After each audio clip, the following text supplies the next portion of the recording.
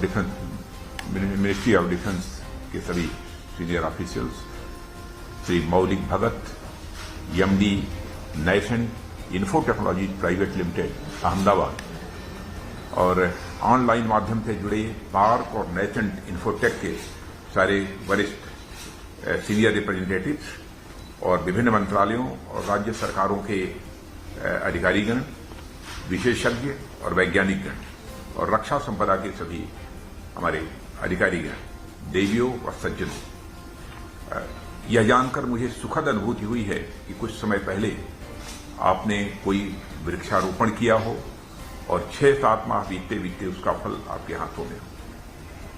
अभी दिसंबर 2021 में मैं डायरेक्टरेट जनरल डिफेंस स्टेट्स द्वारा स्थापित एक centre of excellence for satellite and unmanned remote vehicle initiative का उद्घाटन करने के लिए आप लोगों के बीच उपस्थित हुआ था, और कुछ ही दिन पहले मुझे जानकारी दी गई कि इस सेंटर ने लैंड मैनेजमेंट से संबंधित कई महत्वपूर्ण सॉफ्टवेयर डेवलप किए हैं। मेरी नजर में यह एक बड़ी उपलब्धि है। मुझे अच्छा लगा जब मुझे बताया गया कि इन सॉफ्टवेयर को सभी कैंटोनमेंट बोर्ड्स में सफलतापूर्वक प्रयोग में लाया गया है, और मुझे तब और अच्छा लगा जब मुझे बताया गया कि डीजीडी इस फल को अकेले नहीं खा रहा है, बल्कि इसे साझा करने के लिए आज सेंट्रल और स्टेट गवर्नमेंट्स के अनेक ऑर्गेनाइजेशंस, म्युनिसिपल कॉर्पोरेशंस और डेवलपमेंट अथॉरिटीज को भी आमंत्रित किया गया है। इसलिए इस आयोजन के लिए मैं डीजीडी और इससे जुड़े समस्त लोगों को हार्दिक बधाई देता हूं। साथियों, पिछले कुछ समय से मैं देख रहा हूं कैंटोनमेंट बोर्ड्स के डेवलपमेंट और वहां के निवासियों की सुविधा के लिए डीजीडी द्वारा अनेक महत्वपूर्ण कदम उठाए गए हैं।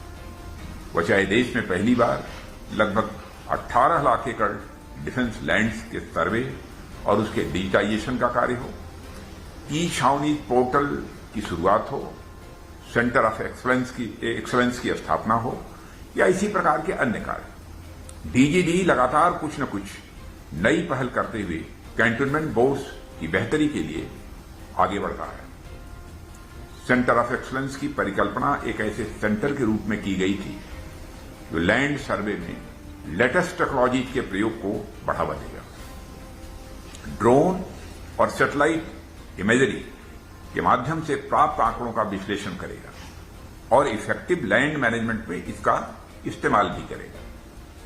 इसके लिए सेंटर ने पिछले 6-7 महीनों में Bhabha atomic research centre, Visakhapatnam Bhaskaracharya institute for space applications and geo informatics, national remote sensing centre, IIT Delhi और अदर सेंट्रल गवर्नमेंट ऑर्गेनाइजेशंस के साथ मिलकर कार्य किया है, और इफेक्टिव लैंड मैनेजमेंट के लिए geographic information system based software भी डेवलप किए हैं।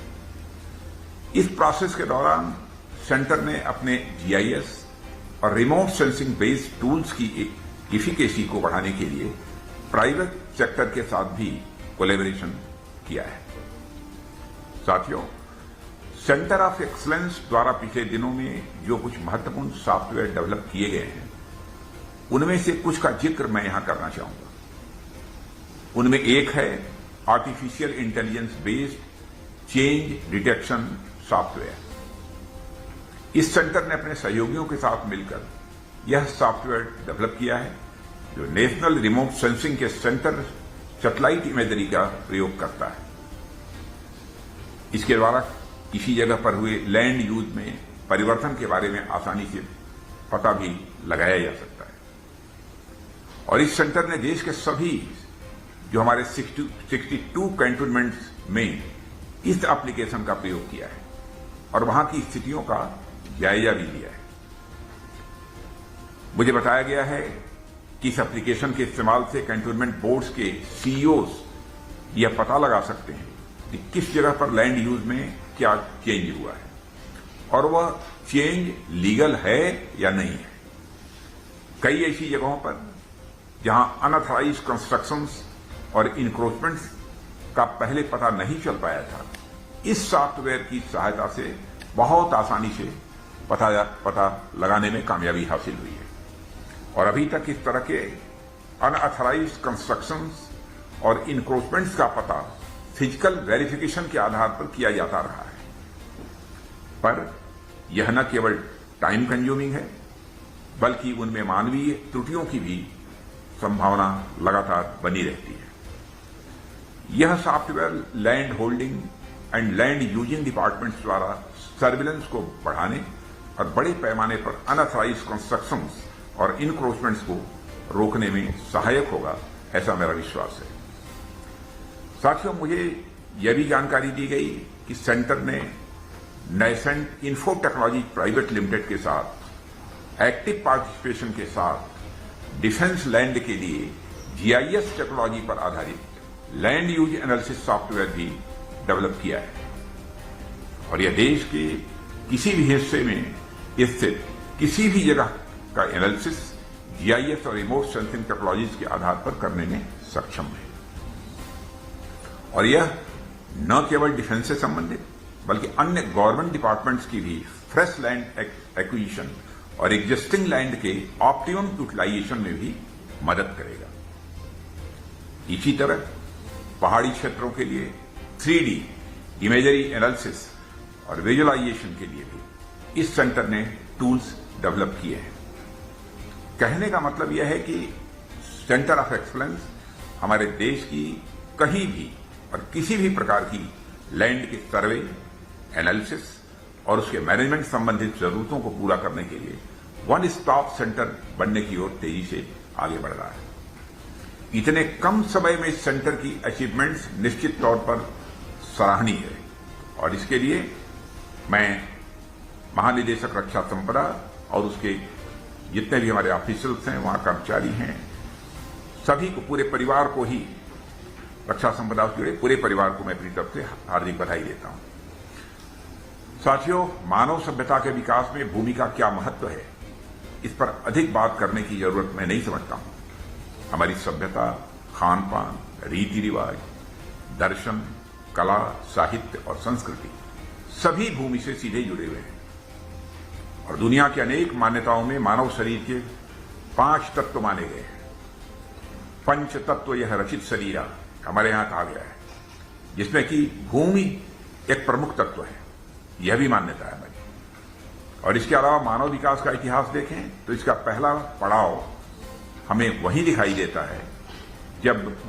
देता है जब मानव ने भूमि का उपयोग अथवा कृषि करना सीखा। हमारे वेदों ने तो जो संदेश मानवता को दिए हैं, माता भूमि है, पुत्रोहम पृथिव्याम, उनमें से एक है, यानी भूमि हमारी माता है और हम सभी इसकी संतानें हैं। साथियों, आप लोग जानते होंगे कि ह्यूमन वर्ल्ड की ओरिजिन लैटिन के ह्यूमनस से हुई है और अर्थ अथवा सॉइल की उत्पत्ति लैटिन के ह्यूमस वर्ड से हुई है। यह दोनों ही वर्ड्स आपस में काफी सिमिलर हैं और मानव और भूमि के संबंधों को स्वतः यह अभिव्यक्त भी करते हैं। हमारी सिंधु घाटी सभ्यता हो अथवा दुनिया की अन्य सभ्यताएं, उनकी ओरिजिन में भूमि का निश्चित ही अत्यंत महत्व रहा है।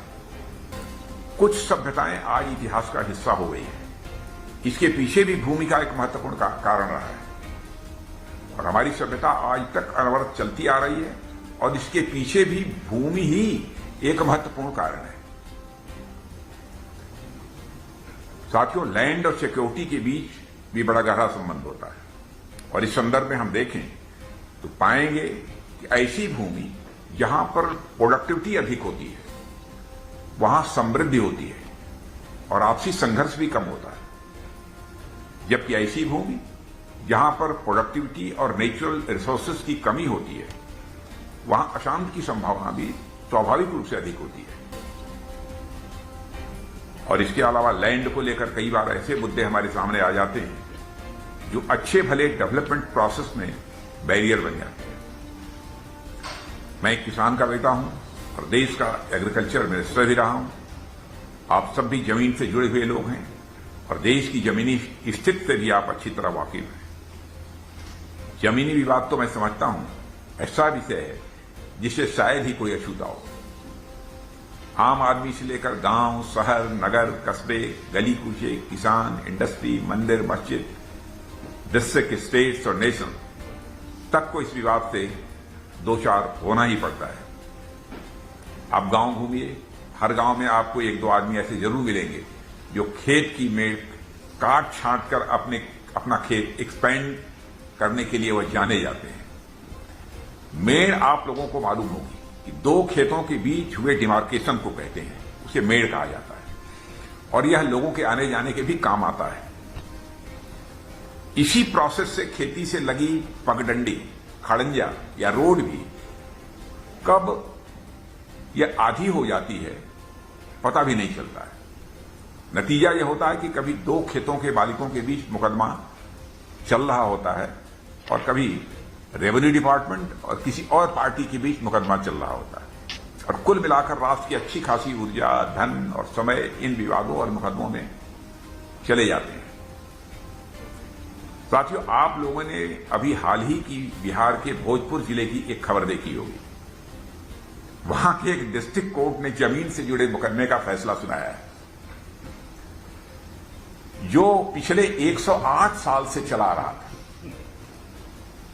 दरबारी सिंह नाम, यदि पढ़ा होगा आपने, तो दरबारी सिंह नाम के एक व्यक्ति ने कुछ जमीन खरीदी थी और उसे लेकर विवाद हो गया था और 1914 में उन्होंने कोर्ट में दावा दायर किया था। तब से अब तक दो वर्ल्ड वार हो गए, भारत आजाद हो गया, भारत और पाकिस्तान का बंटवारा हो गया। जमीन बेचने वाले नाथुनीन खान के परिजन पाकिस्तान चले गए, पीढ़ियां बदल गईं, जाने क्या क्या बदल गया, पर मुकदमा जस का तस चला रहा था और 4 पीढ़ियां खप गई। दरबारी सिंह के बेटे के बेटे के बेटे ने इस पर भी बड़ी खुशी जताई है कि जैसा भी रहा फैसला हो गया। साथियों, ऐसे एक नहीं अनेक मुकदमों के बारे में आप सभी ने सुना होगा जो बहुत लंबे समय से खींचे चले आ रहे हैं और हमारे देश में कोर्ट्स में जितने भी केसेस पेंडिंग हैं उनमें लैंड रिलेटेड केसेस की एक बहुत बड़ी संख्या है। बाकी केसेस में कोई समस्या आती है तो वह समस्या स्वाभाविक रूप से एक खबर बन जाती है, पर लैंड के केस में कोई समाधान आता है तो वह समाधान खबर बन जाता है। यह स्थिति है आज की, जिसे हम सबको समझने की जरूरत है। साथियों, लैंड की क्लियर डिमार्केशन और उनकी ओनरशिप संबंधित विवादों के चलते उस स्थान की सोशियो इकोनॉमिक स्थिति पर भी स्वाभाविक रूप से प्रभाव पड़ता है। लगभग 4 दशक पुराने लैंड डिस्प्यूट के चलते मुंबई मेट्रो के कार्य के अटकने के बारे में या रुक जाने के बारे में आप सब जानते होंगे। इसके चलते न केवल शहर में लंबे समय तक भीड़ भाड़ की स्थिति बनी रही, बल्कि अच्छा खासा इन्वेस्टमेंट भी रुका रहा और इसका प्रभाव लोकल इकोनॉमी और एम्प्लॉयमेंट आदि पर भी पड़ा है। यानी लैंड से संबंधित इश्यूज हमारे जीवन, समाज और राष्ट्र के अनेक ऐसे पक्षों को प्रभावित करते हैं जिनके बारे में आमतौर पर हमारा ध्यान कभी जाता ही नहीं। इनसे समाधान के लिए सरकार ने अनेक ऐसे कदम उठाए हैं जिनके बारे में पहले कभी सोचा ही नहीं गया था। माननीय प्रधानमंत्री श्री नरेंद्र मोदी जी के नेतृत्व और मार्गदर्शन में लैंड से संबंधित अनेक आर्काइक लॉज जिनकी वर्तमान में रेलेवेंसी नहीं रह गई थी, उन्हें रिपील कर दिया गया है और आज हमारा देश उन देशों में से एक है जहां गांवों में भी ड्रोन्स की मदद से लैंड रिकॉर्ड्स मेंटेन किए जा रहे हैं। Digital India land records modernisation programme के अनुसार लगभग 94% गांवों के लैंड रिकॉर्ड्स कंप्यूटराइज्ड हो चुके हैं और इस क्रम से देश के नागरिकों को उनकी लैंड का क्लियर टाइटल मिलना संभव हो पा रहा है। और क्लियर लैंड टाइटल्स न केवल आम निवासियों की सुविधा के लिए महत्वपूर्ण होते हैं, बल्कि वे इंडस्ट्रीज को अपने नए सेटअप्स लगाने में भी काफी सहूलियत देते हैं। साथियों, हमारे देश को अगर मैन्युफैक्चरिंग हब बनना है, बिजनेस और इन्वेस्टमेंट को अट्रैक्ट करना है, या इसी तरह के अन्य क्षेत्र में दुनिया के अग्रणी देशों में आकर हमें खड़ा होना है, तो क्लियर लैंड टाइटल्स उसके लिए एक महत्वपूर्ण आवश्यकता है। और इसके अलावा हम सभी पॉपुलेशन और रिसोर्सेज संबंधित माल्थूशियन थियरी से परिचित हैं। जैसे जैसे दुनिया में पॉपुलेशन बढ़ती जा रही है, रिसोर्सेज की डिमांड भी स्वाभाविक रूप से बढ़ती जा रही है। चूंकि हम लैंड जैसे नए रिसोर्सेज पैदा तो नहीं कर सकते हैं, पर उनकी अच्छी तरह और विवेकपूर्ण मैनेजमेंट करके ऑप्टिमम यूटिलाइजेशन तो कर ही सकते हैं। और मुझे कहते हुए खुशी होती है कि इस दिशा में हम तेजी से आगे बढ़ रहे हैं और आने वाले समय में सेंटर ऑफ एक्सलेंस जैसे सेंटर इसमें अपनी और अधिक भूमिका निभाएंगे, ऐसा मेरा विश्वास है। और साथियों, आज जब हम नई नई टेक्नोलॉजीज पर आधारित लैंड यूज सॉफ्टवेयर डेवलप कर रहे हैं, तो हमारे लिए यह भी अत्यंत आवश्यक हो जाता है कि इस नॉलेज को हम बस अपने तक ही सीमित न रखें। संगच्चुद्धम संगवरध्वम, यानी हम सब साथ चलें, सब साथ आगे बढ़ें, कि हमारे यहां पुरानी परंपरा रही है। ऐसे में आप सभी म्युनिसिपल बॉडीज और डेवलपमेंट अथॉरिटीज सहित सेंट्रल गवर्नमेंट, मिनिस्ट्रीज और स्टेट गवर्नमेंट ऑर्गेनाइजेशंस का यहां उपस्थित होना अत्यंत महत्वपूर्ण है, ताकि सभी लोग सेंटर ऑफ एक्सलेंस के कार्यों के बारे में जान सकें और यह सेंटर भी देश भर में इस क्षेत्र में हो रहे कार्यों के बारे में जान सके। इसी तरह एक दूसरे से विचार विमर्श करते हुए हम इस टेक्नोलॉजी की उत्कृष्टता तक पहुंच सकें, यही हमारा उद्देश्य होना चाहिए। और आज हमारा देश आजादी का अमृत महोत्सव मना रहा है। डिफेंस लैंड के सर्वे और एनालिसिस में हाई टेक्नोलॉजी के प्रयोग में हम एक महत्वपूर्ण पड़ाव पर हैं। साथियों, मैं आशा करता हूं कि यहां उपस्थित सभी मंत्रालय और विभाग अपने अपने क्षेत्रों में टेक्नोलॉजी के प्रयोग को बढ़ावा देंगे और राष्ट्र निर्माण में अपनी और अधिक प्रभावी भूमिका सुनिश्चित करेंगे। मैं आशा करता हूं कि डीजीडी में लगातार बढ़ती तकनीकों के प्रयोग से कामों में और अधिक पारदर्शिता भी आएगी, जवाबदेही भी बढ़ेगी और स्वाभाविक रूप से समयबद्धता भी आएगी।